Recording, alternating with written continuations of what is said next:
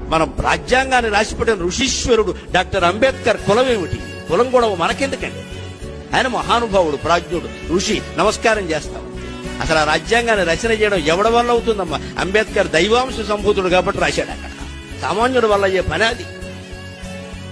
రాజ్యాంగ కమిటీకి ఆయన ఉండి ఆయన రాశాడు కాబట్టి ఇవాళ రాజ్యాంగాన్ని మనం అనుసరిస్తున్నాం. లేకపోతే ఏముంది ఇక్కడ చెప్పుకోవడానికి? అందరికీ ఈవేళ కులాలు అంటగట్టారు, మహానాయకులకు కూడా. ఈ కుల వ్యవస్థని, కుల పక్షపాతాన్ని, కుల సంకుచితత్వాన్ని యువతీ యువకులే తీసేయగలరు ఖచ్చితంగా. పెద్దాళ్ళు అంగీకరించే విషయం కాదు ఇది. అందుకే నేను యువతీ యువకుల సభలోనే చిన్నవాళ్ళైనా నమస్కారం పెట్టి కోరుతున్నా, ఈ కుల పిశాచాన్ని దేశాన్ని నుంచి పారద్రోలి బంగాళాఖాతంలో కలిపేయండి. భారతదేశం బ్రహ్మాండంగా ఉంటుంది, ప్రతి రాష్ట్రము బాగుంటుంది. మనిషిని హిందువుగా చూడద్దు, ముస్లింగా చూడద్దు, క్రైస్తవుడిగా చూడద్దు, బౌద్ధుడిగా చూడద్దు. మనిషిని మనిషిగా చూడండి. కష్టమా? చాలా కష్టం. చాలా ఈజీగా, చాలా కష్టం. మతం తట్టుకోలేదు, బట్టలు చింపేసుకుంటది.